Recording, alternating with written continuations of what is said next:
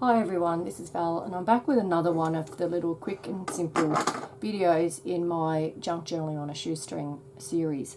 This one might go just a fraction longer because it's a little bit more to cover. So people often ask me, do they really need to have all the bits and pieces, tools and supplies that people talk of? Do you really need them all? And the answer is no, you don't. So today I'd like to give you my opinion of what you really do need to have. Now first and foremost, you do need some scissors. One pair would probably suffice, but you can pick the others up cheaply enough if you look around. So little pair for fussy cutting's good, and I got these serrated edge ones, 3 different patterns in the kiddie section of the reject shop for about $2 for the whole 3. So scissors are an essential. So is a good ruler. This one here is a steel one, which it's got the inches on one side and millimetres on another. That's really essential for me. I need to know both. The next thing that's really important to have is some glues. Now, they come in all sorts and strengths and so forth, but the essentials would be to have a glue stick and a wet glue. And they have their own, each has their own purposes, and you'll work that out as you go along, what works for some things and doesn't for other. Trial and error is the way to go. The other one I use a bit is my fabric glue, because I stick a lot of my journals down with fabric. So that one helps. It's a little bit more expensive, but if you do find yourself working with fabric a lot, you might need to invest in that one. This little thing is a hole punch, and that's really good to put that hole at the top of the tags so that you can put your ribbon or string through. So again, something you can pick up inexpensively, I think, in a reject shop, or maybe Big W or something like that has them. I'm not really sure. You would need to keep your eye open. And don't forget to check out your op shops, because sometimes people get rid of their craft stuff and you might pick up something like that quite cheaply. The blade is a good one to have, particularly if you're going to use to be cutting the body part of a book out of the cover, because that's essential to slice down the side of the spine, which I showed in another video. So one of those is good to have. A little pokey tool. I need a new one because it's got a bit bent, and I can't remember where I got this one from.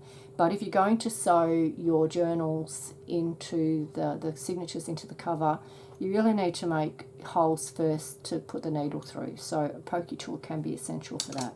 Mind you, you don't have to sew your signatures in, so in some ways it's not an essential. The other thing that's good to have is a bone folder.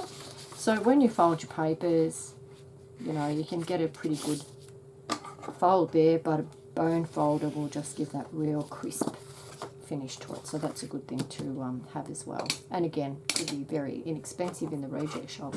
They come in all different colours and sizes, but they call them bone folders.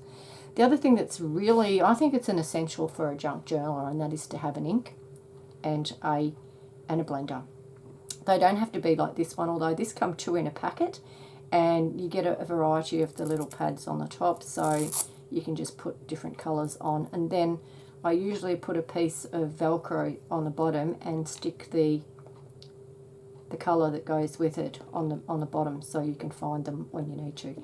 But I would go with brown if you can only get one, and build up your supplies later, and you'll see what happens when you ink the edges of things. It's real. I think it's an essential for a junk journaler to do that, but I could be wrong.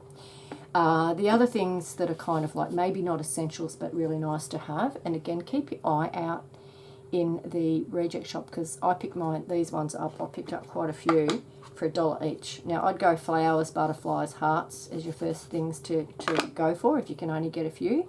Build up your supplies over time, and you'll see you get a nice little effect there in the corner of your page. So $1 each at the op shop. I wouldn't go past those. The other thing you can pick up inexpensively is a stencil, and this is a well loved one very much here. And again, you just use your blender to put a stencil on your page, so you can kind of see how you can do pretty effects on your pages, book pages or plain paper, with just a couple of simple, pretty inexpensive items. The other thing that some might consider essential is a paper cutter, paper trimmer, and I have no success with these. I don't know why, and I'm sure this is going to be another example of it messing up on me. But supposing I wanted to cut that off at 4 inches, I've got the guide over here, and if I start at the top, I might have better success. And there you go. So a paper cutter paper trimmer is a good investment as well. And I'm not quite sure how much this one cost, but it could have been as much as $20. But you can pick them up in the reject shop very inexpensively, so look out for those as well.